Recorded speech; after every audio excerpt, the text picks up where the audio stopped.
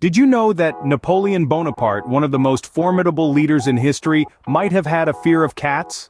That's right, the great French general who dominated Europe in the early 19th century is believed to have suffered from Ailurophobia, an intense fear of cats. It seems a bit strange, doesn't it? The man who wasn't afraid to confront armies or challenge the established order was apparently terrified of a common house pet. But remember, phobias are irrational fears. They don't always make sense to those who don't experience them. Historical reports suggest that Napoleon would be visibly distressed in the presence of cats. Some even say that a cat could change the course of his day. While it's hard to confirm these anecdotes with absolute certainty, they certainly add an interesting dimension to Napoleon's character. So, even the greatest of leaders can have their quirks and fears, it seems. Napoleon wasn't just a military man, he had a keen interest in science too. His passion for knowledge was so profound that during the Egyptian campaign at the turn of the 19th century, he brought along not just soldiers, but an entourage of about 150 scientists. This was an unprecedented move, blending military ambition with an insatiable curiosity about the world. This troop of intellectuals was composed of engineers, chemists, mathematicians, naturalists, and artists. Their mission? To explore, document, and understand the mysteries of ancient Egypt. This grand undertaking would become known as the Institute of Egypt, a testament to Napoleon's commitment to scientific discovery. Now let's talk about one particular discovery that would not only change the course of history, but also unlock the secrets of an ancient civilization. Among these scientists was a man by the name of Captain Pierre-François Bouchard. His legacy? The discovery of the Rosetta Stone. The Rosetta Stone, with its inscriptions in 2 languages and 3 scripts, provided the key to deciphering Egyptian hieroglyphs. This was a monumental breakthrough, enabling us to delve deeper into the rich tapestry of ancient Egyptian history and culture. So, Napoleon's military campaigns inadvertently played a role in advancing our understanding of ancient civilizations. From this perspective, Napoleon was not just a conqueror, but also a patron of science, whose influence extended far beyond the battlefield. Napoleon's influence wasn't just limited to politics and warfare, he left his mark on the world of music too. Enter Ludwig van Beethoven, a titan in the realm of classical music. Beethoven held an initial admiration for Napoleon Bonaparte, viewing him as a symbol of hope and a champion for the common man. This admiration was so profound that Beethoven decided to dedicate his 3rd symphony, known as Eroica, to the French leader.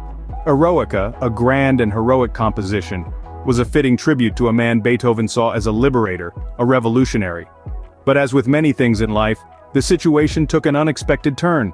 In May of 1804, Napoleon crowned himself emperor, a move that greatly disillusioned Beethoven.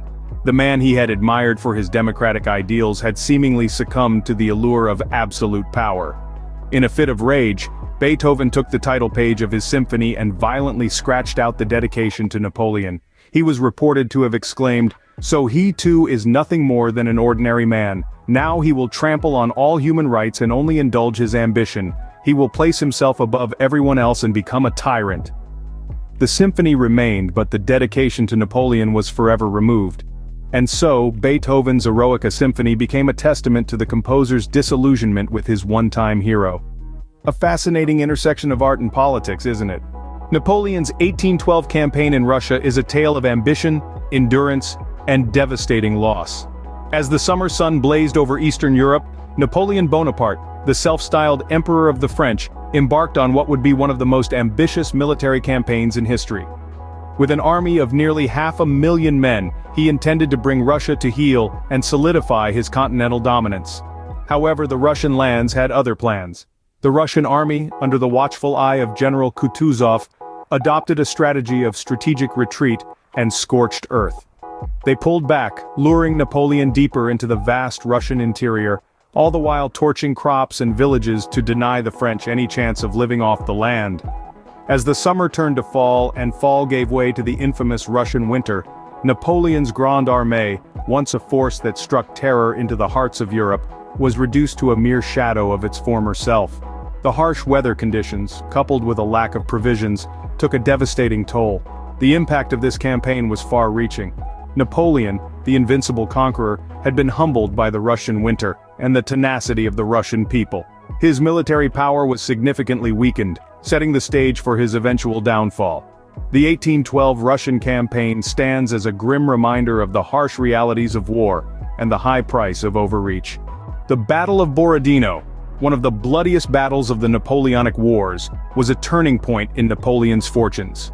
On September 7, 1812, Napoleon's Grande Armée clashed with the Russian army near the village of Borodino, west of Moscow. The battle was brutal, with both sides suffering heavy casualties. Despite the carnage, neither side could claim a clear victory. Although Napoleon was able to push the Russians back, the victory was Pyrrhic at best. The French army was severely weakened, and the Russian army, although battered, was not defeated. The Russians retreated, opening the path for Napoleon to march into Moscow. But the city he entered was a ghost town, largely deserted and partly in flames, as the Russians had adopted a scorched earth policy. This battle and the subsequent occupation of Moscow were pivotal.